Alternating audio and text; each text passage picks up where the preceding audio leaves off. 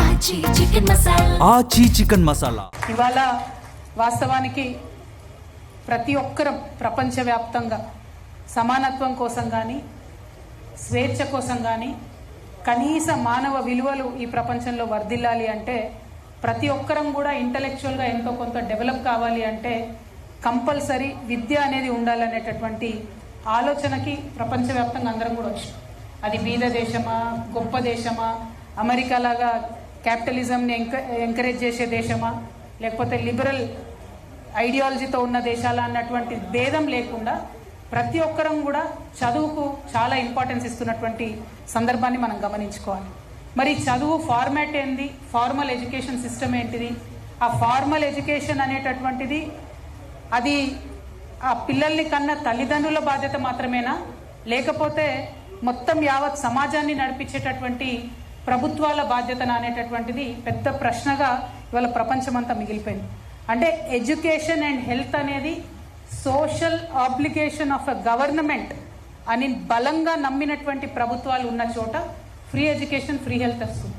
అట్లా నమ్మకుండా మీరు మీ బాధ్యత మీరే తీసుకోవాలి, మీ ఇల్లు, మీ పిల్లలు, మీ సంసారం, మీ బాధ్యత మీరే తీసుకోవాలి, మీరేమైపోతే మాకేంది, ఒక వ్యాపార ధోరణి పెరిగిపోయి విద్యను అమ్ముకున్నా సరే మేము నిమ్మకు నీరెత్తినట్టు చూస్తూ ఉంటాం అనుకునేటటువంటి ప్రభుత్వాలు ఉన్న చోట హెల్త్ ఎడ్యుకేషన్ కోసము ఇందాక వెంకటరెడ్డి గారు చెప్పినట్టు పంజాబ్లో పిల్లలు పార్ట్ టైంగా మద్యం అమ్ముకునేటటువంటి పరిస్థితి కూడా వచ్చిందని చెప్తుంటే ఎంత దారుణమైన పరిస్థితి యావత్ దేశంలో ఉన్నది.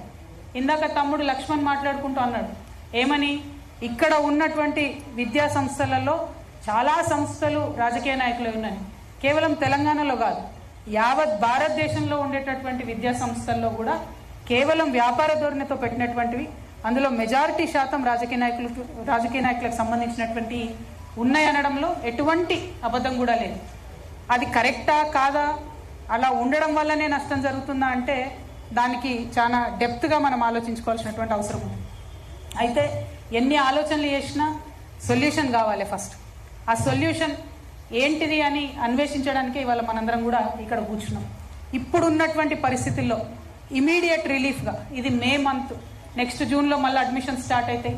పేరెంట్స్ అందరు కూడా స్కూళ్ళకు పోవాలి, బస్సులకు కట్టాలి ఫీజులు, పుస్తకాలు కొనాలి, కొత్త బూట్లు కొనాలి, కొత్త స్కూల్ యూనిఫామ్లు కొనాలి అంటే మే నెలలోనే చుక్కలు కనబడుతున్నాయి పేరెంట్స్ కన్నా అర్థం మిట్ట మధ్యాహ్నం. ఆ టెన్షన్తోని అనేక మంది తల్లిదండ్రులు బాధపడుతున్నటువంటి సందర్భం ఈ నెలలో చూస్తాం మనం. అయితే మన తెలంగాణ రాష్ట్రం ప్రత్యేకం భారతదేశ వ్యాప్తంగా మీకు తెలుసు, ఎందుకంటే ప్రజా ఉద్యమాలతోని రాష్ట్రాన్ని సాధించుకున్నాం. ప్రజా ఉద్యమాలతోని ఏదైనా సాధించుకోవచ్చు అనే విశ్వాసం కలిగినటువంటి ప్రజానీకం మనందరం కూడా. కాబట్టి రాష్ట్రం వచ్చిన తర్వాత తిరుపతిరావు గారి కమిషన్ వేయడం జరిగింది. ఆనాడు ఉన్నటువంటి బీఆర్ఎస్ ప్రభుత్వం తిరుపతిరావు గారి కమిషన్ అధ్యయనం చేసింది, రిపోర్ట్ ఇచ్చింది. కానీ బీఆర్ఎస్ ప్రభుత్వం ఎప్పుడూ కూడా ఫీజు రెగ్యులేషన్కి సంబంధించి ఒక్క అడుగు కూడా ముందుకు వేయకపోవడం అన్నది నిజంగా కూడా మనందరం బాధపడాల్సినటువంటి అంశం. సరే, కొన్ని గురుకులాలు పెట్టినాం కాబట్టి మేము ప్రైవేట్ వాళ్ళు ఎట్లా దోచుకున్నా వదిలేస్తాం అనేటటువంటి ఏదైతే ఒరవడి ఉందో అది కరెక్ట్ కాదు. గురుకులాలు పెట్టడం వల్ల కొంత లాభం జరిగింది, అందులో అనుమానం లేదు. కానీ ఆ పర్సంటేజ్ తీసుకొని చూస్తే ఇవాళ దాదాపుగా ఒక 64 లక్షల పైచిలకు విద్యార్థులు మన దగ్గర చదువుకుంటా ఉంటే గురుకులాలు ఉన్నా ప్రభుత్వ పాఠశాలలు ఉన్నా కూడా 64 నుంచి 75% వరకు, అంటే ఒక్కొక్క జిల్లాలో వేరియేషన్ ఉన్నది. 64 to 75% of the students in Telangana అందరూ కూడా ప్రైవేట్ పాఠశాలకు పోతున్న పరిస్థితి ఉన్నది. మరి ప్రభుత్వ పాఠశాలలు బాగుంటే, గురుకులాలు అన్నీ బాగుంటే మరి ఎందుకు ఇంతమంది ప్రైవేట్ పాఠశాలకు పోతున్నారని మనల్ని మనం అడగాల్సినటువంటి అవసరం. సరే, అదొక చర్చ అనుకుంటే ఇప్పుడు ప్రైవేట్ పాఠశాలకు పోతున్నారు కాబట్టి పోయేటటువంటి ప్రైవేట్ పాఠశాలలు బాధ్యతాయుతంగా ఉండి పేరెంట్స్ యొక్క వీక్నెస్, అంటే నా బిడ్డ బాగా చదువుకోవాలి అనేటటువంటి ఒక ఆతృత, అది వీక్నెస్ కింద పరిగణించి దాన్ని ఎక్స్ప్లాయిట్ చేసి దాన్ని వ్యాపార ధోరణికి తీసుకెళ్తున్నటువంటి పాఠశాలలు, ముఖ్యంగా కార్పొరేట్ పాఠశాలలను మాత్రం నియంత్రించాల్సినటువంటి అవసరం ఉందనేది నిర్వివాదమైనటువంటి అంశం. మరి నియంత్రణ చేయాలి అంటే మే నెలలోనే నేను మీ అందరి ముందు డిమాండ్ చేస్తా ఉన్నా, మీ అందరి సమక్షంలో కాంగ్రెస్ గవర్నమెంట్ని డిమాండ్ చేస్తా ఉన్నాం. మీరు ఏదైతే చెప్పారో, మేము కొత్తది ఏం అడుగుతలేము, మీరు ఏదైతే చెప్పినరో ఫీ రెగ్యులేట్ చేస్తామని చెప్పినరో తక్షణం మీరు ఆ గవర్నమెంట్ ఆర్డర్ ఇప్పుడు ఇవ్వండి.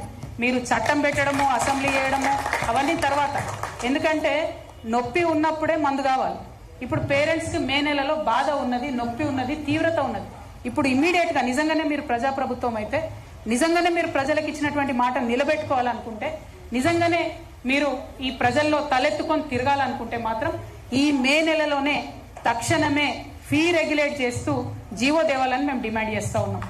పోయినసారి ఫీజు కన్నా ₹1 ఫీజు కూడా పెంచొద్దు ఏ పాఠశాలలు అని చెప్పి తక్షణమే రేవంత్ రెడ్డి గారి ప్రభుత్వం జీవో దేవాలని నేను తెలంగాణ రక్షణ సేన తరఫున డిమాండ్ చేస్తా ఉన్నాను.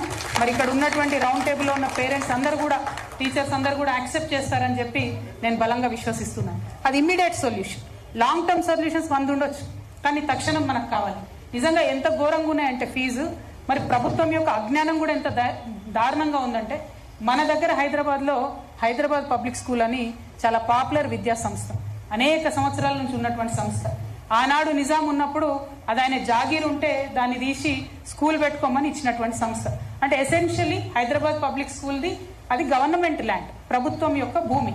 అంటే ప్రభుత్వ భూమి, ప్రభుత్వ హయాంలో నడిచేటటువంటి హైదరాబాద్ పబ్లిక్ స్కూల్ ని ఈసారి 120% ఫీజు హైక్ చేసింది. 120%. పోయిన సంవత్సరం 93,000 కట్టినటువంటి పేరెంట్స్ ఈసారి ₹2,08,000 కట్టాలి. కానీ ప్రభుత్వం నిమ్మకు నీరెత్తినట్టుగా ఉన్నది. ఒక పక్క ప్రభుత్వం ఆధ్వర్యంలో నడవాల్సిన స్కూల్లో ఇట్లా ఫీజు పెంచుతారు. రేవంత్ రెడ్డి గారు మొన్న పోయి ఒక ప్రైవేట్ స్కూల్ ఓపెన్ చేస్తాడు. అంటే ఏం మెసేజ్ ఇస్తున్నారు మీరు? మా ప్రభుత్వానికి స్కూల్ నడపడం చేత కాదు, ప్రైవేట్ లో మీరు స్కూల్ పెట్టుకోండి, దోసుకోండి అని చెప్తున్నటువంటి పరిస్థితి. నేను ముఖ్యమంత్రి గారిని సూటిగా డిమాండ్ చేస్తా ఉన్నాను. హైదరాబాద్ పబ్లిక్ స్కూల్ అనేటటువంటిది ప్రభుత్వం ఇచ్చినటువంటి భూమిలో నడిచేటటువంటి సంస్థ. అందులో ఉన్నటువంటి భూమిలో ఒక 30 ఎకరాలని కొట్టేయడానికి ఆ కమిటీ ప్లాన్ వేస్తున్నటువంటి విషయం మీకు తెలుసు, మాకు తెలుసు, అందరికీ తెలుసు. అందులో ప్రభుత్వ పెద్దలు ఉన్నారు, ముఖ్యమంత్రి గారి బంధువులు ఉన్నారు. మరి మీరు చర్యలు తీసుకుంటారా తీసుకోరా అని సూటిగా నేను డిమాండ్ చేస్తున్నాను. ఇంకా దారుణం ఏంటంటే, ఆ హైదరాబాద్ పబ్లిక్ స్కూల్లో ఒకటే అధికారి ఉన్నది. ఆమె 14 సంవత్సరాల నుంచి ఒకటే పోస్ట్లో ఉన్నది. ఉండి ఈ కొత్తగా ఎవరు బోర్డు మెంబర్ వచ్చినా వాళ్ళకి నేర్పిస్తారు అన్నట్టు, ఎట్లా అవినీతి చేయాలి, ఎట్లా సీట్లు అమ్ముకోవాలి, ఎట్లా బయట దేశాలు ఉన్నటువంటి సత్య నాదెల్లా లాంటి వాళ్ళు ఇక్కడ చదువుకొని పోయారు. Satya Nadella is alumni of Hyderabad public school. So ఇప్పుడు ఏంది, ఆయన వచ్చి ఇక్కడ డొనేషన్ ఇచ్చిపోయింది మొన్న. ఆ డొనేషన్ లెక్కలు ఏమైపోయినాయంటే తెలియదు, ఎవరు చెప్పరు. అనేక మంది హెచ్పిఎస్ అల్యూమినీ డొనేషన్స్ ఇస్తే నో అకౌంటబిలిటీ, జీరో అకౌంటబిలిటీ. గొప్ప గొప్ప వాళ్ళందరూ, ముఖ్యమంత్రి గారు చుట్టాలందరూ ఆ కమిటీ నిండి ఉన్నారు. విద్యాశాఖ మంత్రి మన కర్మగాలి ముఖ్యమంత్రి గారే ఉన్నారు. కాబట్టి నేను వారిని డిమాండ్ చేస్తున్నా, you should please immediately review what is happening in HPS మీద రివ్యూ చేయాలి. హైదరాబాద్ పబ్లికేషన్ మీద ఖచ్చితంగా పబ్లిక్ స్కూల్ మీద ఒక స్టాండ్ తీసుకోవాలని నేను డిమాండ్ చేస్తున్నాను. అంటే ఎందుకు అంత స్ట్రెస్ చేసి నేను హెచ్పిఎస్ మీద చెప్తున్నా అంటే, అది ప్రభుత్వ స్కూల్, ప్రభుత్వ భూమితో నడిచేటటువంటి స్కూల్, ప్రభుత్వానికి అకౌంటబుల్ గా అక్కడనే 120% పెరిగితే ముఖ్యమంత్రి గారు పట్టించుకోకపోతే, ఇక ఏ నారాయణ స్కూలోడో, ఏ చైతన్య స్కూలోడో, ఇంకో స్కూలోడో పెంచిన ఫీజు మీద మీరు ఏం పట్టించుకుంటారు? మీరు వాళ్ళని ఎట్లా ప్రశ్న వేస్తారనే విషయాన్ని ముఖ్యమంత్రి గారు నేను అడుగుతున్నాను. ఇక్కడ 120%, ఇంకా అనేక మంది నాకు స్కూల్లో లిస్ట్ ఉన్నది. 40-50% హైక్ చేసిండ్రు స్కూల్స్ లో. నా రిక్వెస్ట్, బడ్జెట్ స్కూల్స్, ఇందాక వరలక్ష్మి గారు మాట్లాడింది, బడ్జెట్ స్కూల్స్ అనేటటువంటి నిజంగా కూడా మన తెలంగాణ బిడ్డలు అనేక మంది నిరుద్యోగులుగా ఉండి వాళ్ళు ఇంకో 10 మందికి ఉద్యోగాలు ఇవ్వాలని పెట్టుకున్నటువంటి పాఠశాల. I'm not only talking about Hyderabad, నేను కరీంనగర్ గురించి చెప్తున్నా, ఖమ్మం గురించి చెప్తున్నా, మహబూబ్నగర్ గురించి చెప్తున్నా, ఆదిలాబాద్ గురించి చెప్తున్నా. ఆనాడు మన తెలంగాణ వాళ్ళకు ఉద్యోగాలు లేనప్పుడు ఈ చిన్న చిన్న పాఠశాలలు, జూనియర్ కాలేజీలు, డిగ్రీ కాలేజీలు పెట్టి మా తెలంగాణ బిడ్డలు ఇంకా 100 మందికి జాబ్స్ ఇచ్చింది. చాలా మినిమం ఫీజుతో నడిచేటటువంటి స్కూల్స్ ఉన్నాయి, ఎథిక్స్ తో నడిచేటటువంటి స్కూల్స్ ఉన్నాయి. అట్లాంటి స్కూల్స్ తో మాకేం కంప్లైంట్స్ లేవు.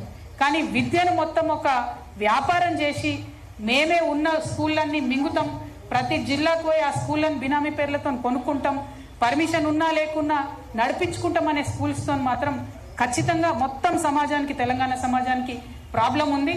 తెలంగాణ సమాజానికి ప్రాబ్లం ఉంటే తెలంగాణ రక్షణ సేనకు ప్రాబ్లం ఉన్నట్టే.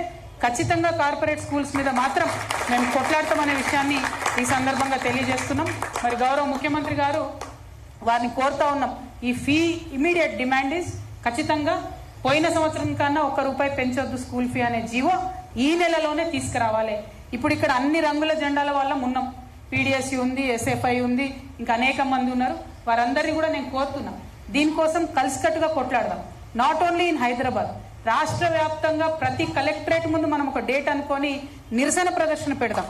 తల్లిదండ్రుల తరఫున మనం ఖచ్చితంగా మాట్లాడాలి. ఎందుకంటే ఇక్కడ కూర్చున్నటువంటి మేధావులు కానీ తల్లిదండ్రులు కానీ వాళ్ళ బాధ చెప్పగలుగుతారు, కానీ దాన్ని ప్రజా సమూహంలో ఒక రాజకీయ శక్తిగా ప్రదర్శించాల్సింది పొలిటికల్ పార్టీస్ గా మనమే. కాబట్టి నేను పొలిటికల్ పార్టీస్ అన్నిటికీ కూడా అపీల్ చేస్తా ఉన్నాను, ఏదైనా ఒక డేట్ మేలో అనుకొని అన్ని కలెక్టరేట్ల ముట్టడికి కార్యక్రమం ఇద్దాం. ఎట్లా గవర్నమెంట్ దిగి వచ్చి జీవో ఇయ్యేదో కూడా మనం చూద్దాం. ఇంకొక కుట్ర కూడా దయచేసి తెలంగాణ సమాజం కూడా ఆలోచించాలని నేను కోరుతా ఉన్నా. మరి అంతకుముందు ఫీ రియంబర్స్మెంట్ ప్రోగ్రామ్ ఉండే, ఇవాళటి వరకు 11,000 కోట్ల బకాయిలు ఫీ రియంబర్స్మెంట్ మీద ఉన్నాయి. ఆ ఫీ రియంబర్స్మెంట్ ఇయ్యక డిగ్రీ కాలేజీలు మూతపడే పరిస్థితి, ఇంటర్మీడియట్ కాలేజీలు మూతపడే పరిస్థితి, చదువుతున్నటువంటి పిల్లలు, ఇందాక మానస చెప్పింది, నిజంగా ఫీ రియంబర్స్మెంట్ బంద్ అయితే ఫస్ట్ దెబ్బ పడేది ఆడపిల్లలకే. ఇంట్లో ఒక పిల్లగాడు చదువుతుంటే ఆడపిల్లని ప్రైవేట్ స్కూల్లో మానిపిస్తారు, మగ పిల్లగాని మాత్రం అప్పో సప్పో వేసి ప్రైవేట్ స్కూల్ పంపిస్తారు. ఇది మా బాధ, మా దుఃఖం. మా ఆడబిడ్డలు చదువుకోవాలనుకుంటున్నాం మేము. కాబట్టి ప్రభుత్వాన్ని రిక్వెస్ట్ చేస్తున్నాం, మీరు ఉన్న 11,000 కోట్లు ఇమీడియట్ గా ఫీ రియంబర్స్మెంట్ రిలీజ్ చేయండి. అది చేయమని అడుగుతుంటే కొత్త జీవో తీసుకొని వచ్చింది రేవంత్ రెడ్డి గారి ప్రభుత్వం. జీవో ఎంఎస్ నంబర్ 7 అనే జీవో తీసుకొచ్చింది. ఆయన ఏముంటుంది ఆ జీవోలో, వాళ్ళు ఏం చెప్తున్నారంటే, మేము పిల్లల యొక్క అకౌంట్లోకి లేదా పిల్లల పేరెంట్స్ యొక్క అకౌంట్లోకి డైరెక్ట్ గా డబ్బులు వేస్తాం, మేము ఈ స్కూళ్లకు పాఠశాలలకు ఇయ్యమని చెప్తున్నారు. ఇది ఒక పెద్ద కుట్ర. ఆ స్కూళ్లకు పాఠశాలలకు ఇయ్యమంటేనే ఇస్తలేడిన 11,000 కోట్లు బకాయిలు పెట్టిండు 2.5 సంవత్సరాల నుంచి. మరి ఇప్పుడు పేరెంట్స్ కి ఇస్తామంటే పేరెంట్స్ సంఘటితంగా ఉండరు కదా, ఎక్కడెక్కడో ఉంటారు. స్కూల్స్ అంటే ఒక అసోసియేషన్ అయితే కంట్రోల్ ఉంటాయి, కొట్లాడతాయి ప్రభుత్వం మీద. పేరెంట్స్ ఎడికెళ్ళి కొట్లాడాలి? పేరెంట్స్ కొట్లాడాలంటే ఇచ్చిన ఇప్పుడు రైతు బంధు ఇస్తలేడబ్బా రేవంత్ రెడ్డి గారు. రైతులు వచ్చి రోడ్ల మీద ఎక్కి కొట్లాడుతున్న సందర్భం కనబడుతుందా మనం? సో సేమ్ అదే మోసాన్ని కొనసాగించడానికి పేరెంట్స్ అకౌంట్స్ లో డబ్బులు ఇస్తామని చెప్పి ఒక జీవోఎంఎస్ నంబర్ 7 అని తీసుకొచ్చారు. This is nothing but fee reimbursement ని బొందబెట్టడానికి తెచ్చినటువంటి జీవో. ఈ జీవో తక్షణమే క్యాన్సిల్ చేయాలని చెప్పి ముఖ్యమంత్రి గారు నేను డిమాండ్ చేస్తున్నాను. ఎందుకంటే జస్ట్ జీవో వచ్చి వారం రోజులు కూడా కాలే, ఏప్రిల్ 29 నాడు వచ్చింది. కాబట్టి ఇంకా మనం పొలిటికల్ పార్టీస్ అందరం కూడా స్టాండ్ తీసుకోలేదు. నేను రిక్వెస్ట్ చేస్తా ఉన్నా అన్ని ప్రధాన శ్రవంతి రాజకీయ నాయకులందరూ కూడా జీవోఎంఎస్ నంబర్ 7 మీద ఒక స్టాండ్ తీసుకోవాలి. అది రద్దు అయ్యేంత వరకు కూడా మనం ఉద్యమాలు చేయాలి. మరి ఈ సందర్భంగా నేను మళ్ళీ కోరేది ఒకటే, వెంకటరెడ్డి గారు అన్నారు నాతోని, ఆపోజిషన్ లో ఉన్నప్పుడు బాగానే వస్తారమ్మా, అధికారంలోకి వచ్చినాక వస్తారా రారా అని చెప్పి. వాస్తవం సార్, ఆనాడు మనకున్న చేదు అనుభవాలు, ఒక సందర్భంలో ఉన్న చేదు అనుభవాలు మనుషుల్ని కొత్త నిర్ణయం తీసుకోవాలంటే కొంత భయానికి గురి చేస్తాయి. కాకపోతే మీరు అంతకుముందు అన్ని కూడా అయ్యేలా ప్రభుత్వాలు చూసిరు సార్. నేను ఆడపిల్లని సార్, అబద్ధం ఆడను. నేను ఖచ్చితంగా చెప్పిన మాట మీద నిలబడే ఉంటా. రేపు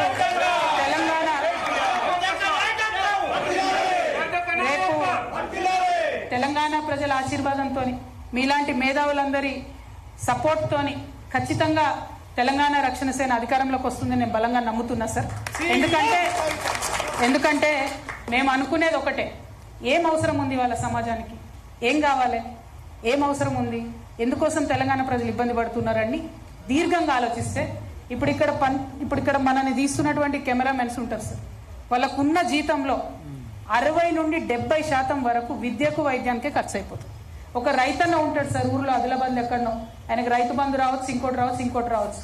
ఆయనకు వచ్చేటటువంటి ఆదాయంలో 60 నుండి 70% అక్కడ ఉన్న పిల్లని ఇంజనీరింగ్ చదివాలి, హైదరాబాద్ లో ఫీజు కట్టడానికి అయిపోతుంది.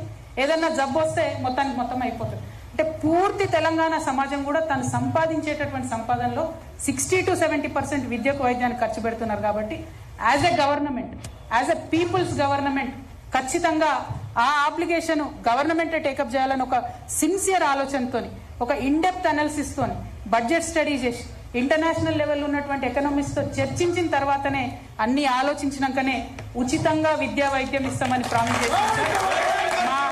మా సంకల్పం ఎంత బలంగా ఉందంటే నేను చెప్తా ఉన్నాను సార్, ఒకవేళ ప్రభుత్వంలోకి వచ్చినాక ఉచితంగా విద్యా వైద్యం ఇవ్వకపోతే అసెంబ్లీ ముంగట్టు ఉన్నటువంటి అమరవీరుల స్తూపానికి కట్టేసి రాళ్లతో కొట్టమని కూడా నేను చెప్తా ఉన్నాను.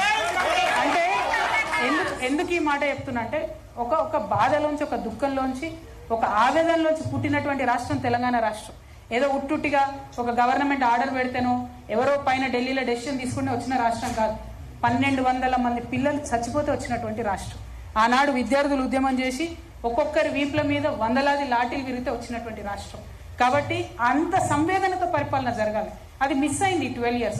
సరే పోయింది, పోయిన వాటి గురించి బాధపడకుండా ఫ్యూచర్లో చేయాల్సిన పనిలో మాత్రం ఎట్టి పరిస్థితుల్లో ఉచిత విద్య, ఉచిత వైద్యం ఖచ్చితంగా దాన్ని నేను టేకప్ చేస్తాను సార్. అందులో వేరే ఆలోచనే లేదు.